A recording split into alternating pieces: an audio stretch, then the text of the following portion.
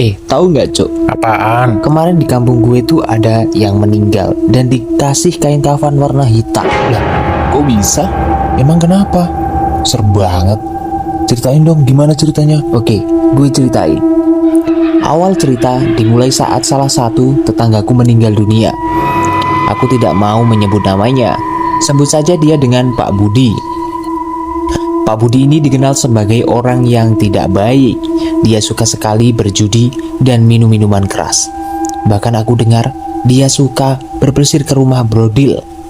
Kelakuannya yang buruk seperti itu didukung oleh kekayaannya. Dia memperoleh harta yang sebegitu banyak itu pun dari perbuatan tidak baik, yaitu dengan cara meminjamkan uang dengan bunga tinggi. Entah kalian mau menyebutnya rentenir, lintah darat, ataupun juga terserahlah kalian. Terserah kamu mau menyebut apa. Saat dia meninggal, semua warga tidak ada yang mau ke rumahnya. Tetapi saat melihat istrinya yang menangis meminta tolong dan salah satu kiai menyarankan untuk menolong sesama muslim, akhirnya para tetangga bersedia menolong. Aku yang masih remaja ini diajak ayah untuk ikut.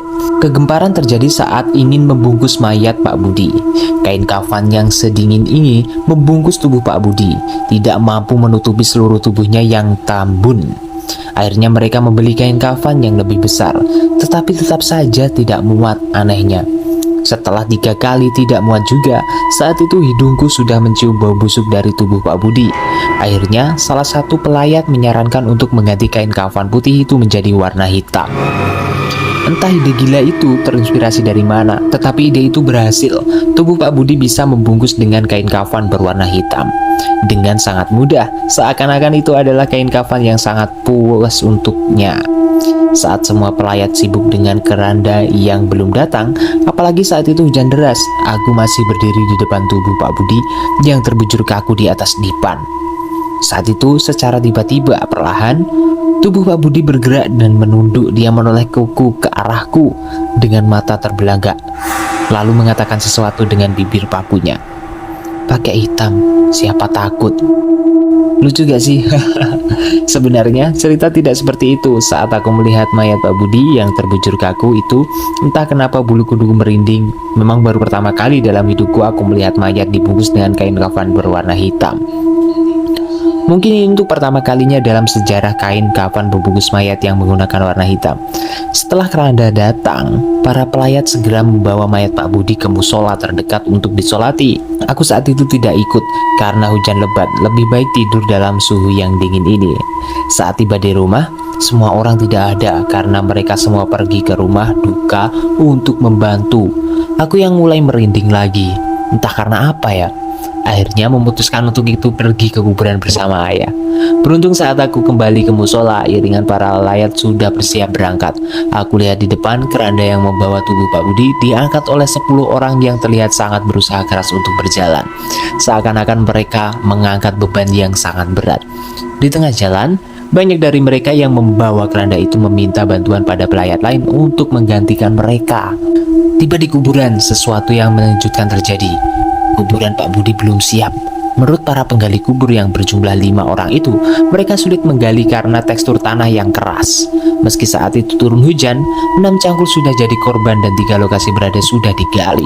Namun hanya bisa digali dengan kedalaman setengah meter saja. Akhirnya kiai yang memimpin rombongan meminta semua untuk berdoa sebentar. Setelah itu menyuruh untuk menggali lagi.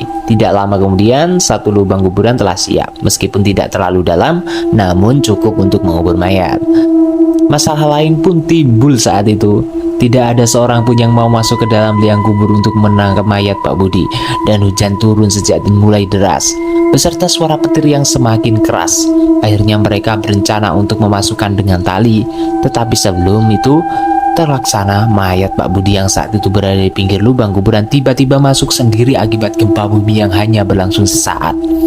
Bunyi yang keras menyusul saat mayat Pak Budi jatuh.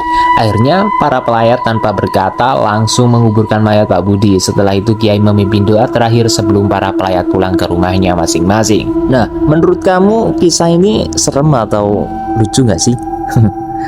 Menurut kamu nih gimana? Menurut aku menginspirasi banget sih. Soalnya emang dari awal itu kan Pak Budi seorang penjudi pemabuk dan rentenir ya? Iya, rentenir. Tapi kalau dipikir-pikir juga kasihan sih dikasih kain kafan hitam. Tapi emang gitu nasibnya. Itu makanya cari rezeki itu yang halal ya, biar nggak kayak Pak itu siapa namanya tadi, takut gue merinding sampai sekarang dengar cerita lu.